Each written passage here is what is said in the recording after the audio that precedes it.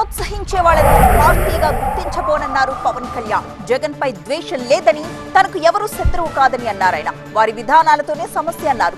YCP నాయకులు బెదిరించడం మానేయాలన్నారు. తన కంఠంలో ప్రాణం ఉన్నంత వరకు రాష్ట్రానికి భంగం కలగకుండా చూస్తానన్నారు. మేమొస్తే చూస్తాం అనే వాళ్ళను పర్మనెంట్ గా రాకుండా చూస్తామని, భయపెట్టే వాళ్ళు పర్మనెంట్ గా రాకుండా ఎన్ని వ్యూహాలైనా అనుసరిస్తానన్నారు డిప్యూటీ సీఎం. అంటే ఆకు రౌడీలను మా సపోర్ట్ చేస్తాం, మేము మేము మేము రౌడీజం చేస్తాం అనే వాళ్ళతో వాళ్ళ పార్టీగా నాకు గుర్తించట్లేదు. ఒక రౌడీల సమూహంలాగా అనిపిస్తుంది ఒకసారి. పొలిటికల్ పార్టీ అయితే మీరు పాలసీ విధానంలో మాట్లాడాలి. మీరు నిన్న కూడా ఆయన వారికి శుభాకాంక్షలు తెలియజేశాను, పుట్టినరోజు శుభాకాంక్షలు.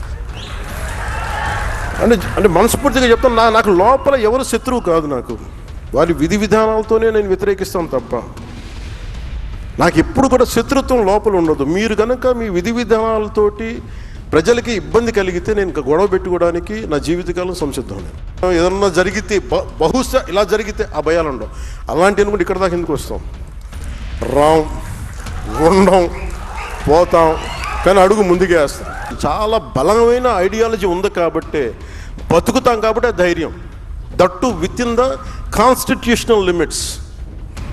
రాజ్యాంగ పరిధిలోనే మాట్లాడతాం, పోరాటం చేస్తాం తప్ప ఇంకా అవసరం అనుకుంటే లాస్ట్ ఫేజ్ రోడ్ల మీదకి వచ్చి గొడవ పెట్టుకోవాలి. మన తెలంగాణ బోర్డర్లో మనం గొడవ పెట్టుకున్నట్టుగా అప్పుడు దాకా ఇంకా రావాలంటే దట్ ఇస్ లాస్ట్ ఫేజ్. ఇంకా తప్పదు. చాలాసార్లు మనకి రాయబారం నడిపి మంచిగా చెప్పి మంతనాలు జరిపిన తర్వాత ఇంకా కాదుకూడదు అనుకుంటే ఈ చొక్కా మడిచి ముందుకు రావడం పెద్ద ఇబ్బంది ఏం కాదు. ఒక మాజీ ముఖ్యమంత్రి ఒకళ్ళు వచ్చి మిమ్మల్ని చంపేస్తాం, లేదంటే మిమ్మల్ని కూర్చోబెట్టి ఒక్కొక్క పోలీస్ ఆఫీషియల్ని మేము మీకు ఏంటో చూపిస్తాం, లేదంటే కాంట్రాక్టర్స్ని బెదిరిస్తాం అంటే that will send a very wrong signal. అలాంటి వ్యాఖ్యలకి నా సమాధానం ఒకటే, పర్మనెంట్గా ఇలాంటి మాటలు రాకుండా ఉండాలంటే నాకు ఏం చేయాలో చాలా బాగా తెలుసు. నాకు ఇంకా మీరు బెదిరించడం మానేయాలి. అలాగే ఎవరన్నా అధికారులు కానీ ప్రజల్లో కానీ ఎవరన్నా ఉంటే ఒకవేళ వాళ్ళు వచ్చేస్తారేమో అప్పుడు ఏంటి, అలాంటి పరిస్థితులు రావు. ఎందుకు రావు కూడా చెప్తాం. దీనికి నేను లాజికల్ రీజనే చెప్తాను.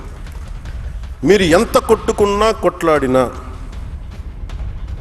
మీ ఓట్ శాతం సర్టన్ తగ్గుద్దా పెరుగుద్దా మీరు కాబట్టి ఇంకొకరికి వెళ్తుంది ఆ పార్టీ, ఆ ఓట్ బ్యాంక్. కానీ నేను ప్రత్యేకించి నా కంఠంలో ప్రాణం ఉన్నంత వరకు ఆంధ్రప్రదేశ్కి, తద్వారా భారతదేశాన్ని సమగ్రతకి భంగం వాటిల్లకుండా చూసుకునే బాధ్యత. దానికోసం ఎన్ని ఎత్తులైనా వేస్తాం.